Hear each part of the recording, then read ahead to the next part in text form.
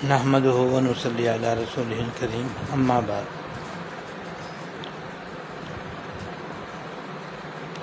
ایک عبرتناک واقعہ یاد آیا، وہ عرض کرتا ہوں۔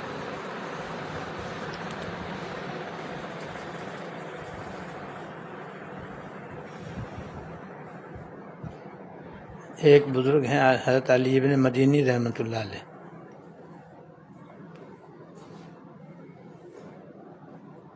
وہ فرماتے ہیں کہ میرے والد صاحب کا میرے بچپن ہی میں انتقال ہو گیا تھا۔ میرے والد صاحب کا میرے بچپن ہی میں انتقال ہو گیا، اور اس وقت میں اللہ کے فضل و کرم سے قرآن شریف حفظ کر چکا تھا، اور مجھے قرآن شریف پڑھنے کا بہت شوق تھا۔ تو جب رمضان شریف آئے تو میں نے یہ معمول بنا لیا کہ روزانہ فجر کی نماز پڑھتے ہی قبرستان جاتا اور اپنے والد صاحب کے مزار کے پاس بیٹھ کر قرآن شریف کی تلاوت کرتا تھا، اور جتنا بھی میں قرآن شریف پڑھتا تھا اس کا ثواب والد صاحب کو پہنچا کر واپس آ جاتا تھا۔ ایک دن معمول کے مطابق میں اندھیرے فجر کی نماز پڑھ کر اپنے والد صاحب کے مزار پر گیا، اور معمول کے مطابق میں قرآن شریف کی تلاوت میں مشغول ہو گیا۔ تھوڑی دیر گزری تھی کہ کسی کے ہائے کرنے کی آواز آئی، تو میں نے ادھر ادھر دیکھا، اندھیرے میں کچھ نظر ہی نہیں آیا۔ پھر میں نے سمجھا شاید میرا خیال ہوگا، پھر میں قرآن شریف کی تلاوت میں مشغول ہو گیا۔ تھوڑی دیر میں پہلے سے بھی زیادہ زور کی آواز ہے، ہائے ہائے مجھے بچاؤ۔ تو مجھے اور زیادہ فکر لاحق ہوئی، میں نے اور زیادہ ادھر ادھر دیکھا، کچھ سمجھ میں نہیں آیا۔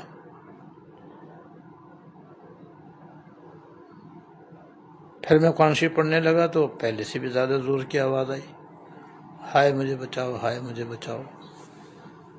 اب جو میں نے توجہ دی تو ایسا لگا کہ قریب میں قبر میں سے یہ آواز آ رہی تھی۔ جب یہ میں نے محسوس ہوا تو میرا تو روح خوف سے کھڑا ہو گیا،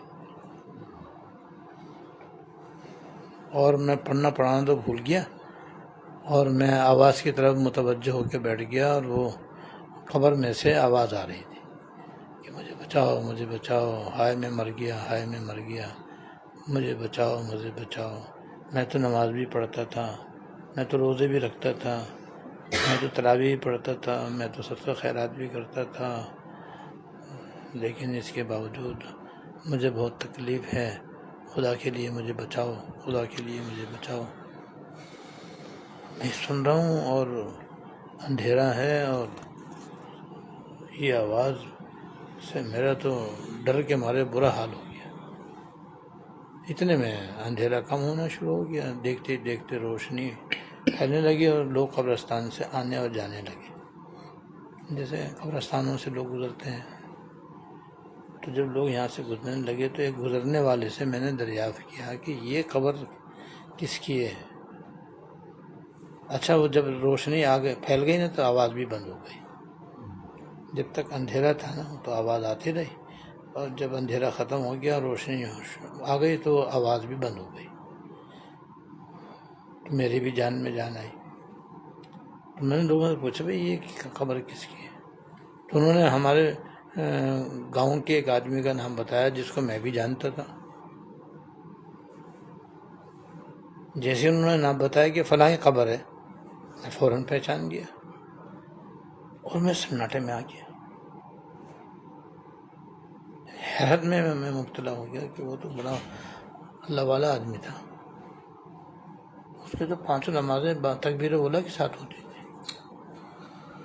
رات دن وہ مسجد میں رہتا تھا، اور دن رات عبادت میں لگا رہتا تھا، کسی کے معاملے میں پڑتا نہیں تھا، اپنے کام سے کام۔ یا اللہ، اس آدمی کا یہ حال کیسے ہو گیا؟ تو میں جیسے مجھے اس کا پتہ چلا تو میں گاؤں میں گیا اور جا کر کے میں نے ان کے گھر والوں سے پتہ کیا. انہوں نے کہا کہ ہاں یہ قبر اسی کی ہے, اس کا انتقال ہو چکا ہے, اور جس قبر کے بارے میں آپ بتا رہے ہو یہ اسی کی واقعی قبر ہے. ہم نے ان سے پوچھا بھائی ان کا تو حال میں نے بہت ہی خراب سنا ہے, ہمیں تو کوئی خاص بات معلوم نہیں ہے, ان کے دوستوں سے پوچھو جا کر کے. تو میں ان کے جو ہم عمر ان کے ساتھی تھے, دوست تھے, ان کے پاس گیا اور میں ان سے پوچھا کہ بھئی فلاں آدمی جس کی یہ خبر ہے تم جانتے ہیں؟ ہاں جانتے ہیں, ہمارے گہرے دوست تھے یہ, ہمارے پکے دوست تھے یہ. تو میں نے کہا بھئی میں نے تو سنا ہے وہ بڑے نیک آدمی تھے, بڑے متقی پرہیزگار آدمی تھے, ہر وقت مسجد میں رہتے تھے, رات دن عبادت کرتے تھے. ہاں یہ سب کچھ صحیح ہے. تو میں نے تو اس طریقے سے ان کے چیخیں سنی ہیں اور آوازیں سنی ہوں گی قبر کے اندر سے. یہ کیا بات ہے؟ ہم اس کی وجہ بتاتے ہیں. ہمیں معلوم ہے اس کے ساتھ یہ کیوں عذاب کا معاملہ کیوں ہو رہا ہے. وہ یہ کہ وہ کاروباری آدمی تھا, اولاد تھی نہیں, جب تک اس سے اپنی دکان چلی اس نے چلائی, اور بڑا کاروبار تھا اس کا, لکھ پتی تھا وہ. جب آہستہ آہستہ جب وہ بوڑھا ہوا اور دکان چلانا اس کے بس میں نہ رہا, اس نے اپنے دوستوں سے مشورہ کیا کہ یار اب میں کیا کروں, میرے سے دکان چلتی نہیں ہے, دکان وہاں پہ ڈیوٹی دینی پڑتی ہے, مال خریدنا بھی پڑتا ہے, مال بیچنا بھی پڑتا ہے. اب میری طاقت جواب دے گئی ہے, میں تو اس قابل رہا نہیں کہ اب میں دکان چلاؤں, کیا کروں, کھانے کو تو چاہیے, بیوی تو ہے میری, تو ہمارے گزارے کے لیے تو کچھ نہ کچھ چاہیے, کماؤں گا تو کھاؤں گا, نہیں تو کہاں سے کھاؤں گا. تو اس کو اس کے بعض برے دوستوں نے اس کو یہ مشورہ دیا کہ تو ایسے کر, دکان بیچ, کاروبار بیچ, اور اپنے جو بھی تیرا سرمایہ سود پہ دے دے.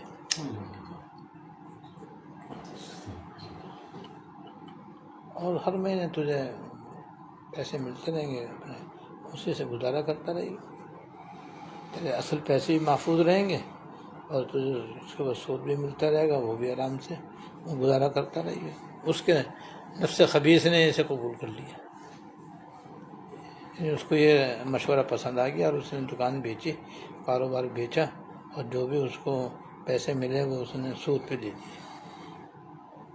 اور چونکہ فارغ ہو گیا تو رات دن مسجد میں رہتا تھا, اللہ اللہ کرتا تھا. اور آپ جانتے ہیں کہ حرام کا ایک لقمہ بھی اتنا خبیث ہے, اور حرام کا ایک لقمہ بھی ایسا منحوس ہے کہ اگر آدمی کے حلق سے نیچے اتر جائے نا اور پیٹ میں چلا جائے, 40 دن تک نہ فرض عبادت قبول ہوتی ہے, نہ نفل عبادت قبول ہوتی ہے, نہ اس کی دعا قبول ہوتی ہے.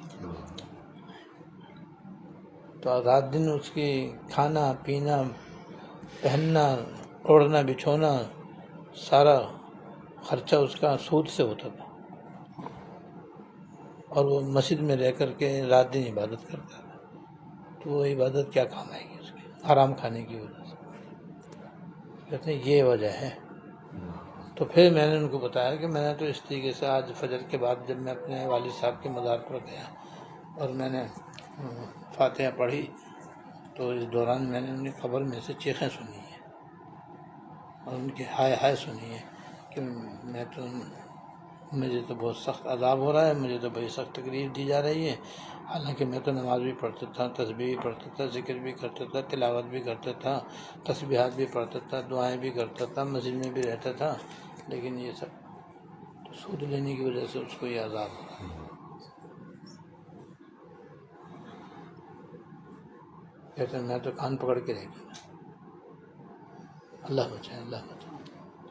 اتنا خوفناک اور ہولناک میں نے اس کا عذاب سنا کہ میرا تو خوف سے رواں رواں کھڑا ہو گیا. اس لیے بھیا ملازمت ہو یا کاروبار ہو, اس کے اندر ناجائز معاملات سے ہی بچنا چاہیے. سودی معاملات الگ ہیں, ناجائز معاملات الگ ہیں. ناجائز معاملات سے بھی آدمی بچے, سودی معاملات سے بھی آدمی بچے. اور سود ایسا بدترین گناہ ہے کہ اس سلسلے میں حضور نے 4 آدمیوں پہ لعنت فرمائی ہے۔ سود کے سلسلے میں حضور نے 4 آدمیوں کے اوپر لعنت کی ہے، سود لینے والے پر بھی، سود دینے والے پر بھی، سود کی تحریر لکھنے والے پر بھی، سود کے معاملے میں گواہ بننے والے پر بھی، چاروں کو لعنت فرمائی اور فرمایا چاروں گناہ کے اندر برابر ہیں۔ اور یہ ایسا بدترین گناہ ہے کہ تمام شریعتوں میں حرام چلا آ رہا ہے۔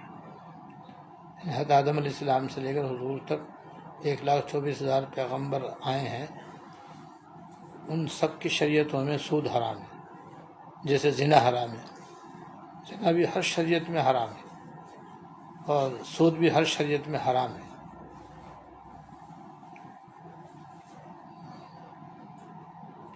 اور ایک حدیث میں ہے کہ اللہ تعالیٰ نے اپنے اوپر واجب کر لیا ہے کہ 4 آدمیوں کو ہرگز جنت میں داخل نہیں کریں گے، اور جنتی کسی نعمت کا بھی مزہ نہیں چکھائیں گے، جس میں سے ایک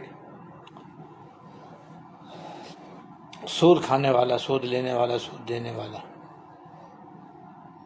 دوسرے والدین کی نافرمانی کرنے والا، تیسرے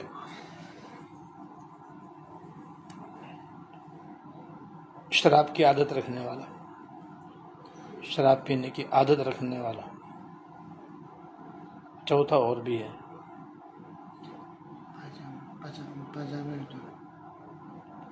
چوتھا اس وقت یاد نہیں آ رہا۔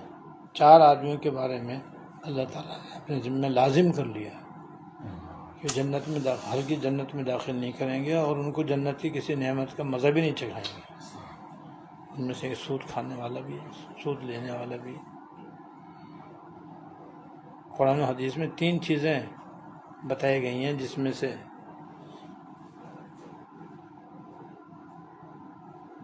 ایک ہے بیع، احل اللہ البیع وحرم الربا، اللہ تعالیٰ نے بیع کو حلال کیا ہے اور ربا کو حرام فرمایا ہے۔ تو بیع حلال، ربا حرام، 2 چیز ہو گئی ہیں۔ اور ایک ہے صدقہ، کہ اللہ تعالیٰ قرآن شریف میں فرماتے ہیں کہ یمحق اللہ الربا ویربی الصدقات، اللہ تعالیٰ ربا کو تو مٹاتے ہیں اور صدقات کو بڑھاتے ہیں۔ صدقے کی فضیلت یہی ہے کہ اللہ تعالیٰ اللہ کے راستے میں کم سے کم 10 گنا لو، کم سے کم 10 گنا لو۔ باقی اللہ تعالیٰ کسی کو چاہیں تو 700 گنا بھی بڑھا کے دے دیتے ہیں، اور کسی کے لیے یہ ہے کہ اللہ تعالیٰ احد پہاڑ سے بھی زیادہ اس کو بڑھا دیتے ہیں۔ جیسے ایک حدیث میں ہے کہ کوئی ایک چھوارا اللہ کے راستے میں خیرات کرے تو احد پہاڑ کے برابر کر دیتے ہیں، اللہ تعالیٰ اس کو بڑھاتے بڑھاتے بڑھاتے بڑھاتے۔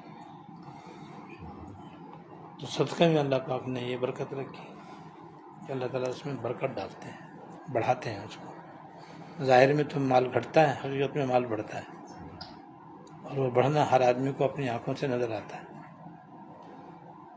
اور ربا کو اللہ تعالیٰ مٹاتے ہیں، سود کو اللہ تعالیٰ مٹاتے ہیں، اور بیع کو اللہ تعالیٰ نے حلال فرمایا۔ بیع سے مراد ہے کاروبار، تجارت کو اللہ تعالیٰ نے حلال کیا، جبکہ وہ شریعت کے مطابق ہو۔ ورنہ تجارت میں بھی بہت ساری صورتیں حرام و ناجائز ہیں، اور بہت ساری صورتیں ربا اور سود کی بھی ہیں، وہ حرام ہی ہیں۔ جو ان سے ہٹ کر تجارت ہوگی، شریعت کے مطابق ہوگی، وہ حلال ہے، طیب ہے، باعث خیر و برکت ہے۔ اللہ تعالیٰ نے تجارت میں دن دوگنی رات چوگنی خیر و برکت رکھی۔ یہ 3 چیزیں ہو گئیں، ایک بیع، ایک ربا اور سود، اور ایک صدقہ۔ تو صدقہ نام ہے اللہ تعالیٰ کی رضا کے لیے اللہ کے راستے میں اپنا مال حلال دینا۔ اس میں تو سوائے ثواب کے اللہ کی رضا کی کوئی اور چیز کی نیت نہیں ہوتی آدمی کو۔ بلا عوض آدمی کسی غریب محتاج کو کوئی چیز دے، چاہے کپڑا دے، چاہے کھانا دے، چاہے پانی دے، چاہے پیسے دے، اللہ کی رضا کے لیے کوئی چیز اللہ کے راستے میں دے، گھٹیا سے گھٹیا دے، بڑھیا سے بڑھیا دے۔ جتنا گڑ اتنا میٹھا، اچھی چیز دے گا تو زیادہ ثواب ملے گا، گھٹیا چیز دے گا تب بھی ثواب ملے گا۔ یہ تو صدقہ ہو گیا۔ سود یہ ہے اس کی حرام ہونے کی حکمت بتلا رہا ہوں میں۔ سود یہ ہے کہ آدمی دوسرے کو کوئی پیسے قرض دے، اب چاہے تجارتی مقصد سے دے اور چاہے ذاتی ضرورت سے دے، کسی کو قرض دے اور پھر اس کے اوپر دوسرے سے یعنی مقروض سے اضافی رقم لینا طے کرے۔ اس نے کہتا ہے میں تمہیں 10 لاکھ روپے قرض دیتا ہوں، تم 10.25 لاکھ مجھے واپس دو گے، تو یہ جو 25,000 اوپر لے رہا ہے یہ سود ہے، یہ حرام ہے، بدترین حرام ہے۔ اس کی حکمت سمجھو کیا ہے۔ حکمت یہ ہے کہ جب ہم کسی کو 10 لاکھ روپے قرض دے دیں گے نا تو وہ ہمارے ملکیت سے نکل کے دوسرے کی ملکیت میں چلے جائیں گے۔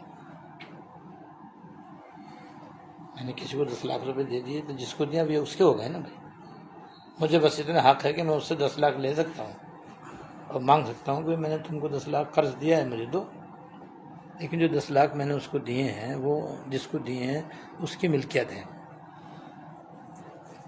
سب اس کو سمجھتے ہیں۔ جتنا بھی کہیں سے آدمی قرض لیتا ہے تو قرض لینے والا اس کا مالک ہوتا ہے نا، تبھی تو وہ اپنے استعمال میں لاتا ہے اس کو۔ تو قرض میں جو رقم مقروض کو دی جاتی ہے وہ مقروض کی ملکیت بن جاتی ہے۔ اب جو اس کے اوپر اضافی رقم مانگتا ہے دوسرے کے مال پر مانگتا ہے، اس لیے سود حرام ہے۔ اور دوسرے کے مال کا نفع ہمارے لیے تھوڑی حلال ہے جب ہم اس سے لیں۔ اب بے سے کہتے ہیں اپنا مال بیچ کر اس کے اوپر نفع لے۔ کاروبار میں یہ ہوتا ہے، ہم دن رات اپنا مال بیچتے ہیں اور بیچ کر کے 10 روپے کی چیز 15 روپے میں بیچتے ہیں، 100 روپے کی چیز 125 میں بیچتے ہیں۔ تو بے میں اپنی چیز بیچ کر اس پر نفع لیتے ہیں، اس لیے وہ حلال ہے، جو اپنے مال کا نفع ہے۔ اور سود دوسرے کے مال کا نفع ہے جو ہم ناحق لے رہے ہیں۔ ہمیں کوئی حق نہیں ہے کہ دوسرے کے مال کا نفع ہم لیں، اس کا نفع اسی کا ہے جس نے قرض لیا ہے۔ ہمیں کیا حق ہے اس کے جیب سے پیسے نکالنے کا؟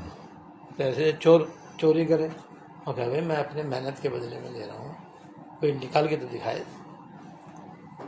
یہ جان جوکھم کام ہے بھائی۔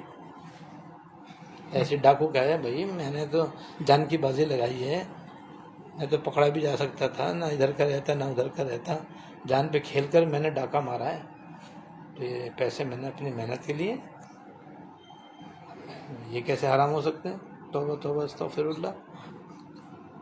جیسے ڈاکہ حرام ہے کیونکہ پرایا مال لے رہا ہے نا، چوری حرام ہے، پرایا مال لے رہا ہے بغیر کسی عوض کے۔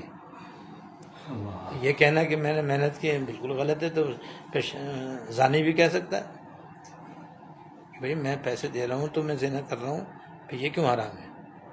اور عورت کہے کہ میں تو حرام کاری کر کے پیسے لے رہی ہوں تو یہ میرے لیے کیوں حرام ہے؟ یہ حرام ہے۔ تو جیسے چوری میں پرایا پیسہ لیتا ہے، چور دوسرے کا پیسہ لیتا ہے، غصب چھیننے کو کہتے ہیں، دوسرے کا مال ہڑپ کرنا، زبردستی چھیننا دوسرے کا مال ہے۔ تو دیکھو دوسرے کا مال چاہے چھینو، چاہے چوری کرو، چاہے ڈاکہ مارو، سب حرام، کیونکہ دوسرے کا مال ناحق لے رہے ہیں، دوسرے کا مال ناحق لے رہے ہیں۔ سود بھی ناحق مال ہے۔ جو ہم نے 10 لاکھ کیے وہ ہمارے 10 لاکھ نہیں ہیں، اب وہ تو ہم نے اس کو دے دیے، وہ اس کے ہو گئے۔ جب اس کے ہو گئے وہ مالک بن گیا، جب مالک بن گیا تو اس کا نفع اسی کا ہے۔ اب ہم اس سے کہیں کہ نہیں میں تجھے شرط پر دے رہا ہوں کہ تو مجھے 10 لاکھ کے بجائے 10.25 لاکھ واپس کرے گا، 1 لاکھ کے بجائے 1,20,000 روپے تو واپس دے گا۔ یہ پرائے مال کو ناحق لینا ہے، اس لیے سود حرام ہے۔ جیسا بے حلال کہ وہ اپنے پیسے کا نفع ہے، سود حرام کہ وہ دوسرے پیسے کا نفع ہے، صدقہ جائز کہ وہ بلا عوض اللہ تعالیٰ کی رضا کے لیے اللہ کے راستے میں غریب کو دینے کا نام ہے۔ عام طور تینوں باتوں میں فرق سمجھ میں آ گیا، اس کو سمجھو اور آئندہ اپنے معاملات کا ہم سب جائزہ لیں کہ کوئی ہم ناجائز معاملہ نہ کریں۔ ڈیوٹی بھی صحیح سے ادا کرنا ضروری ہے، اس میں ڈنڈی مارنا بھی حرام ہے۔ یہ نہیں کہ بھائی کام تو کیا ہے 5 گھنٹے اور پیسے لے رہے ہیں 8 گھنٹے کے، 3 گھنٹے چوری کر لیے, کام ہی نہیں کیا. اوور ٹائم کی ضرورت ہی نہیں تھی, زبردستی اوور ٹائم کر کے پیسے لے لیے, تو سب حرام ہے. ایسے کاروبار کے اندر ہی بہت ساری صورتیں علاوہ سود کے حرام و ناجائز ہیں. اور اس کا طریقہ یہ ہے کہ بھائی جس طرح آپ کاروبار کر رہے ہو, کسی مفتی صاحب سے ٹائم لے کر کے ان کے سامنے اپنی تفصیل بتلاؤ, تو پتہ چلے گا کہ بھئی یہ جائز ہے یا ناجائز ہے. آج کل سم کی جو موبائل کمپنیاں ہیں وہ کہتے ہیں اتنا بیلنس ہمارے یہاں رکھوا دو, فکس کر دو ہمارے یہاں, تو تمہیں اتنے منٹ فری ملیں گے, بات چیت کرو کوئی بل نہیں آئے گا. یہ انٹرنیٹ کی تمہیں مفت میں سہولت ملے گی, یہ بھی سود میں داخل ہے. آج کل کتنا ہو رہا ہے, 2000 روپے رکھوا دو, اس کے بعد پھر اتنے منٹ تمہیں فری ملیں گے بات کرنے کے لیے.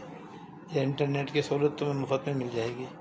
تو جو فکس ہم نے ان کے یہاں بیلنس جمع کروایا ہے وہ قرض ہے ان کے اوپر. اور یہ قاعدہ ہے کل قرض جر نفع فہو ربا, ہر وہ قرض جس پر نفع ملے وہ حرام ہے اور سود ہے, وہ سود ہے اور حرام ہے. اللہ تعالیٰ بھی ہمیں بھی سب مسلمانوں کو بھی سودی معاملات سے خاص طور پر بچنے کی توفیق عطا فرمائے, دیگر ناجائز معاملات سے بھی اللہ تعالیٰ بچنے کی توفیق دے.